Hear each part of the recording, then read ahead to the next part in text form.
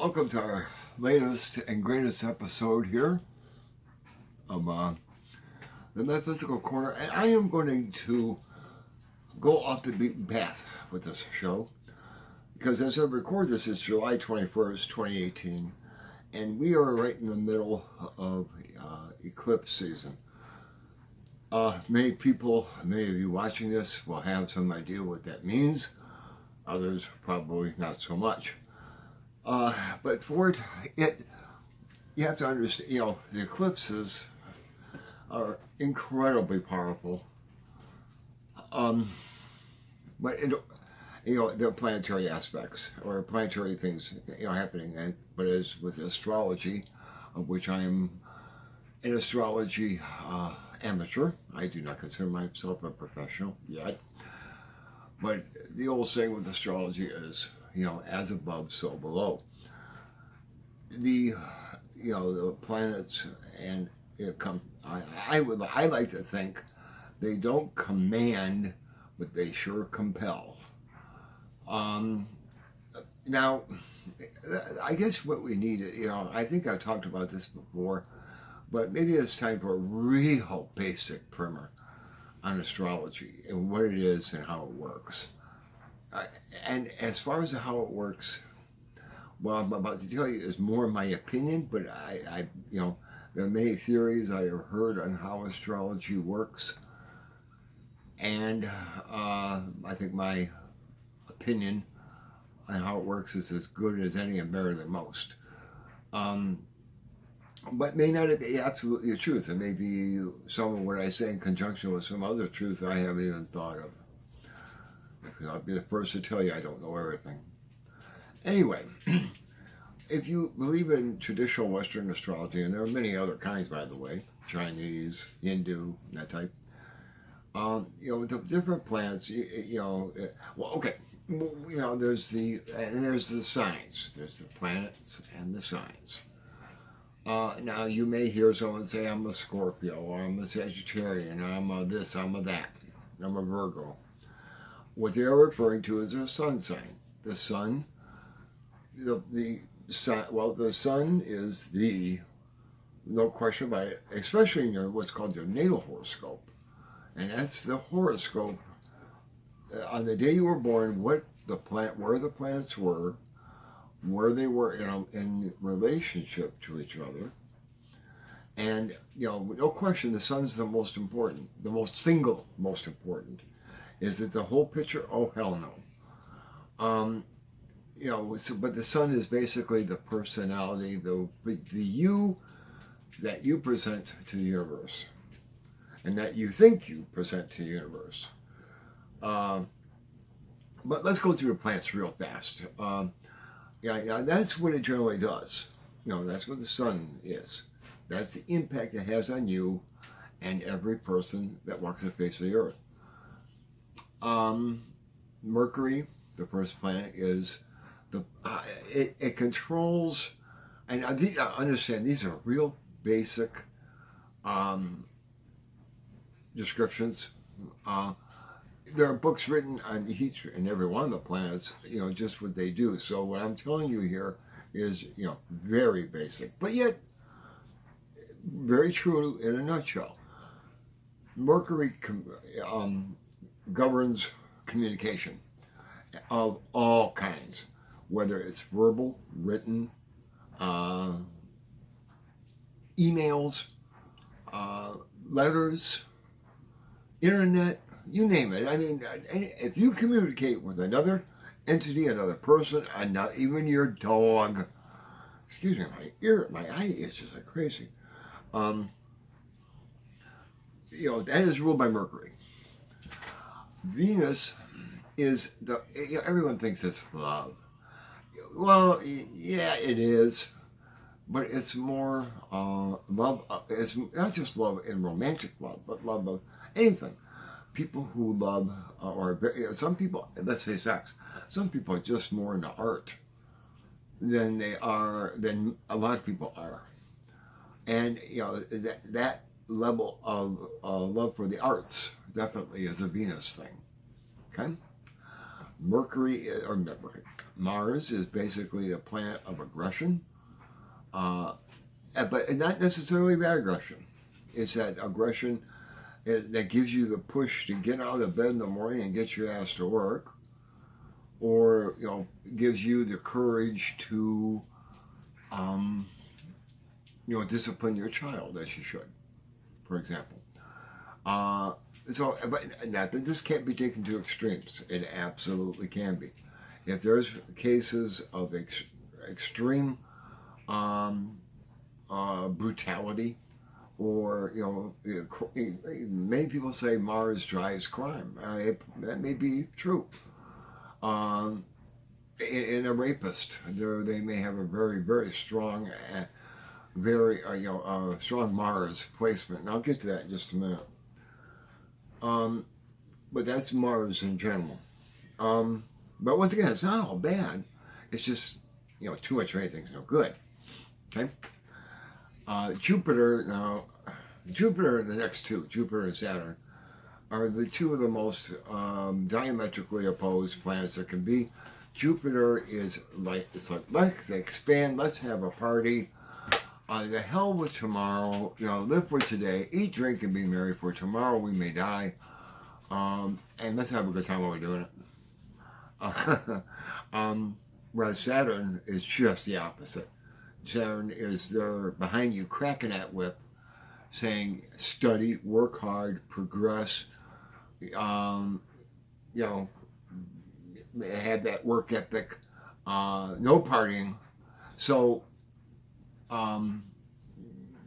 we'll get back to Saturn a little bit, but I think I've referred to it before. I said I called it the taskmaster of the solar system, and it is. Then we have Uranus. Uranus is it rules high technology. Some of the greatest inventions have been made with Uranus in some very unusual placements. Uranus is also, and Uranus is loves to throw surprises your way. He likes to upset the apple cart, if you will. Uranus will. It's not that he's not for you in plans that you may have, but he's going to sit there and say, let's throw a few monkey wrenches into the gears, and let's see if he can figure a way around it so he can continue on his path. Okay. Then there's Neptune. Neptune, I like to call the trickster. Neptune is the planet. Hey, once again, it's not a mean planet. There's no mean planets, with a possible exception of Saturn, but only if it needs to be. Anyway, Neptune is the trickster, I like to call him. He will pull the wool over your eyes, and you will see the world through rose-colored glasses. But here's the trick. That's bad enough. But then he removes those rose-colored glasses, or the deception, and you see things the way they really are. This is especially true in relationships. That when people are getting together, their Uranus placement in both, because they have a relationship. Their Uranus does where in their natal charts, and that's what initially I'm sure we've all done it. You get involved with someone and you think they're the best thing on earth. Then X amount of time later, whether it's a week, month, year, sometimes many years later, you find out the truth. And you say, how could I have been deceived for so long? Well, that's Uranus at work. And then there's Pluto. Pluto is, he reminds me of Saturn a lot. But if I had to assign one, Pluto rules the occult, the underworld. And once again, this is not bad. I'm not saying these from a bad perspective, not at all. Pluto rules Pluto will take from you what needs to be taken. what must be taken in order for you to grow. And here's the deal. Now, the outer planets, especially like Jupiter, Saturn, Uranus, Neptune, Pluto, and of course that's going in order. The further out they are, the longer they are in a given sign. In the case of Pluto, I think it's in a given sign for like 12 years at least, if not more. And so it's a slow-moving planet. So it's very slow acting, but it's especially in the case of Pluto, it may be slow moving and slow acting, but it will win because it is slow, because it is moving so slow in its motion. It will do what needs to be done, and you may.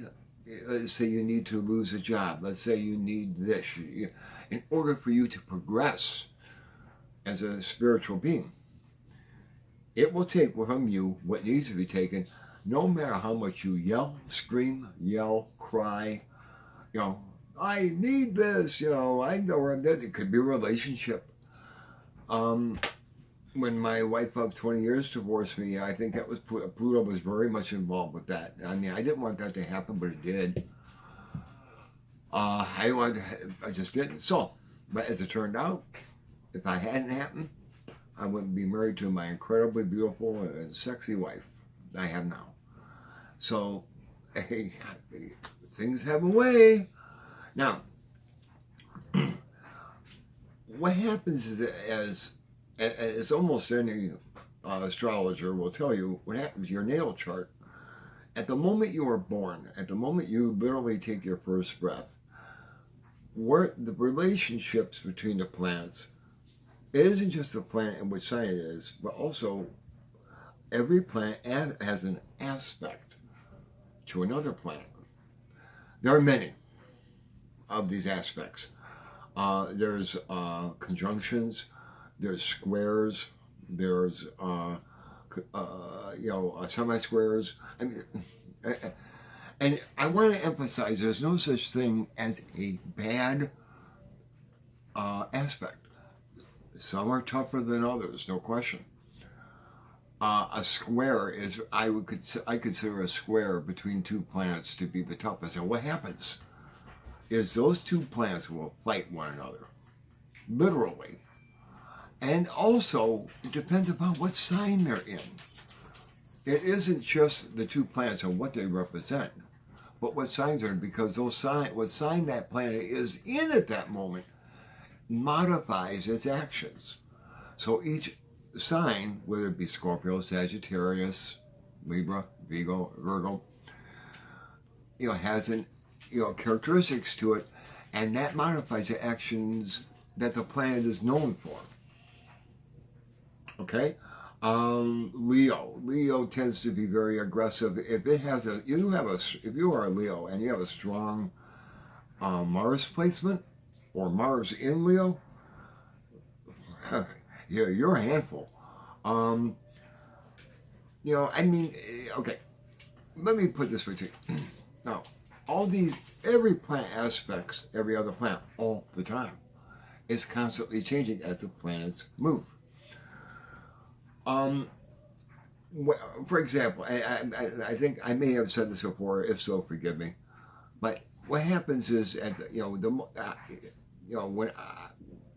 before I got into this many years ago, I always knew I was Sagittarian. However, when I had my natal, but it bothered me. It bothered me because I thought, oh my God, I'm a Scorpio.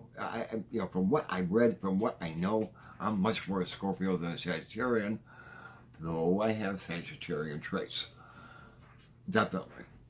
But I'm more Scorpio. It's down to my soul, I'm Scorpio. So anyway, when my natal horoscope was done for the first time, this is back before computers and the whole shot, I found out the sun was in Sagittarius for like 2 hours. It had just gone from Scorpio to Sagittarius. So I was literally on what they call the cusp, where it's literally both. So that explained a lot.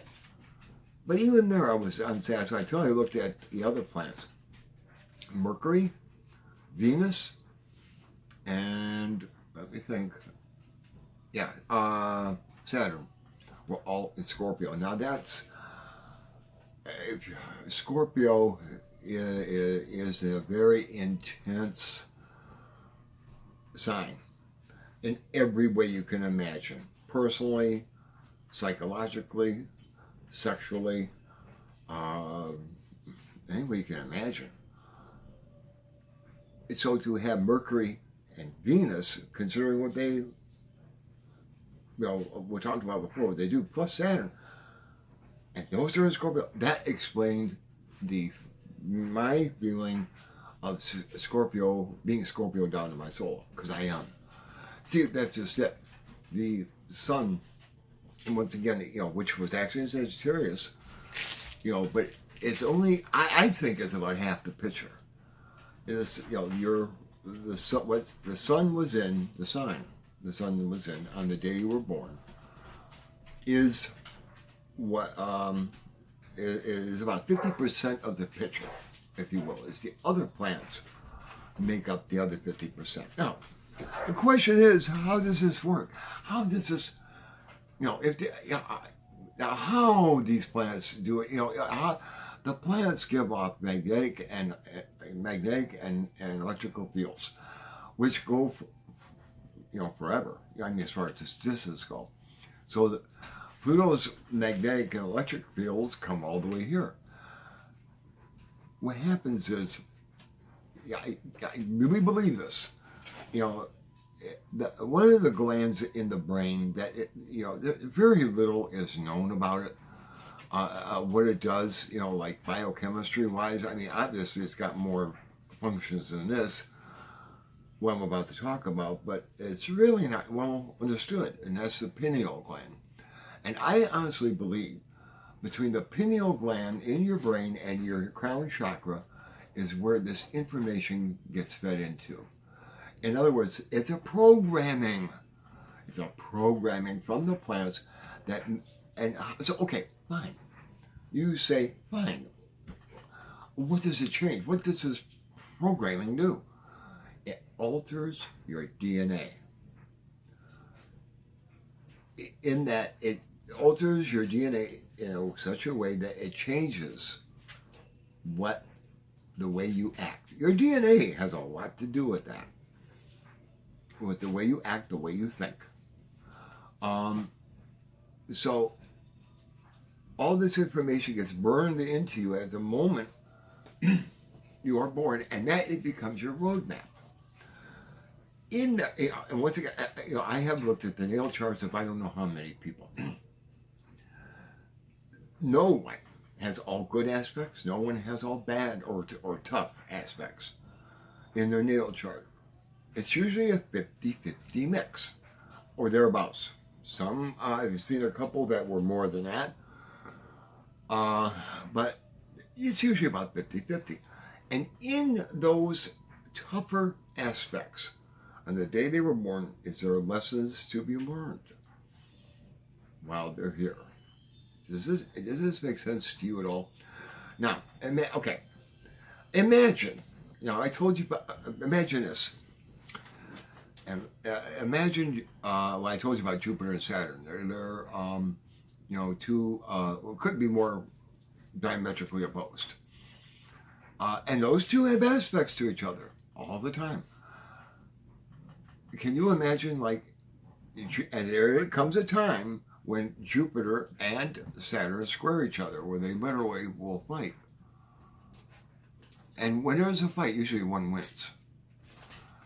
And if you are born with that placement, and I know of no one who is, but if you were born when Jupiter was squaring Saturn,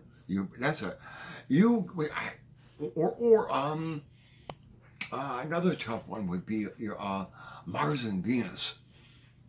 Mars and Venus squaring each other. That would be tough. That would be a tough aspect to live with, because you're the planet that rules how you love and the planet that makes you aggressive are clashing against one. One wants to, win. This would be like a constant internal battle. One side of you wants to be very loving and romantic, and the other side just wants to say, let's take what we want. So you get that. You see how this works. Now, we get this constant feedback. The planets, every single day, their aspects differ with each other to this day, and they'll be different tomorrow and the day after that. These, what it does is it constantly alters. This information coming into you constantly changes. And as you age, your thinking changes, doesn't it? And I think, when you talk about outer planets having their aspects to each other, this is something that is very long-lasting. It can last years. Uranus Pluto just had a series of squares that lasted like 4 years. I can't remember what two planets it was. Was it Uranus and Pluto? That during the 60s had a conjunction. So they were working with each other. And you want to know something? I think the 60s was largely astrology driven. And then around 1970, 71, that aspect broke and the 60s became history. But it was, see, not every, as much as crazy as the 60s were, and it was a violent period and a lot happened, not everyone got into it. Once again, the planets compel, but they do not command. There were a lot of conservative people who didn't become hippies during the 60s, right? Not everyone did it. The urge may have been there for all I know. I don't know without a hippie, or kind of a hippie. But, so this gives you some idea how it all works. Now, what's that got to do with what I started with here? The eclipses.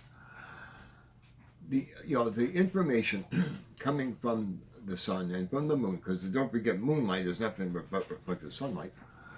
It's a constant stream. Even when we're on the dark side, as light on the other side of the world, we are still, because electromagnetic radiation goes through everything, we still get that information. But when the sun is blocked by the moon, it's a disruption.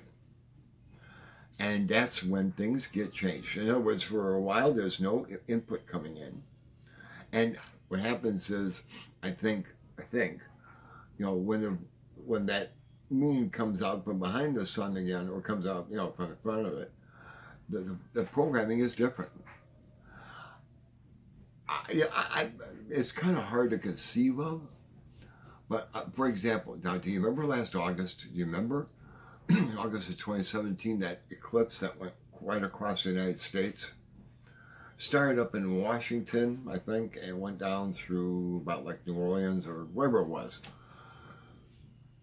Now, I'll tell you, what I found absolutely fascinating about that was the day after, not the day before, not the day of, but the day after the eclipse is when that hurricane that was the Gulf of Mexico exploded. And of course went into Texas, primarily Houston, and did what it did. And of course, the rest is history, as they say. Do I believe that was associated with the eclipse? You better believe it. Absolutely. That hurricane intensified because of the eclipse. If the eclipse hadn't happened, it wouldn't have happened like it did. So anyway, this eclipse we got coming up on July 26th is the longest solar eclipse of the year, like 2.5 minutes. This is major. What it will affect, you have to look at what the sun's in Leo. You have to look at how, planets that are in, with your natal planets, what were they in? It becomes very complicated. People think astrology is easy. Oh no, it's not.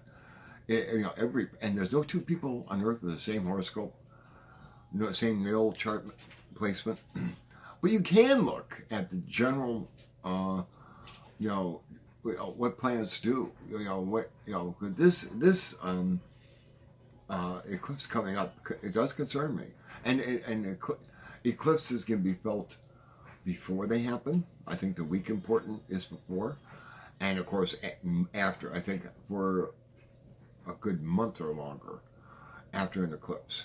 And when we had a lunar eclipse, now we got a solar, and then we got another lunar one in early August, on August 11th. It's like the triple whammy, and there's, if you understand this stuff, you understand that there's got to be an effect. And some people may not be affected so much in that, because of their natal chart and the like, or the relationships that they're in are very stable, or it's not, but if there's others will be torn apart. The relationships will end, and maybe some relationships will start. It's one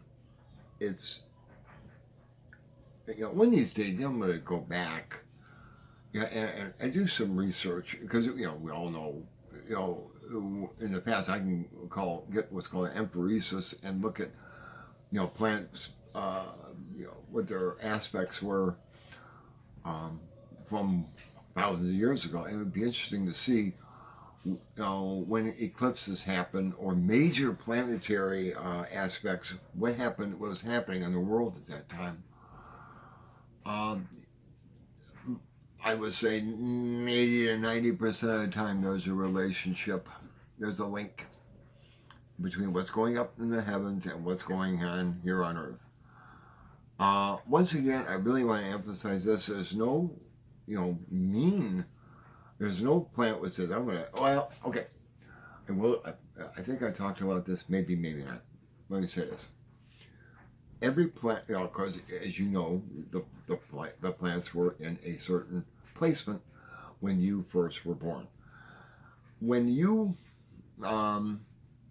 as you grow older, the planets will return to the same exact point where they were on the day you were born. Now, of course, the sun does this. We call that a year, and it's a birthday.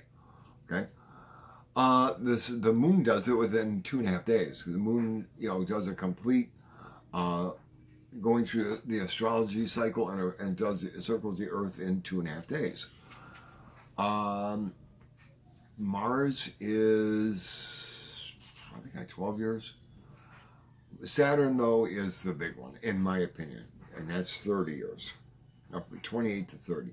Because what Saturn does, when you have a Saturn return, when Saturn returns to the position it was in when you were born, it basically sits down with you and says, what have you done? Are you, how's your life going? Have you got plans? Are you on your way? Are you there? What's going on? And it more or less judges you. And if you've done well,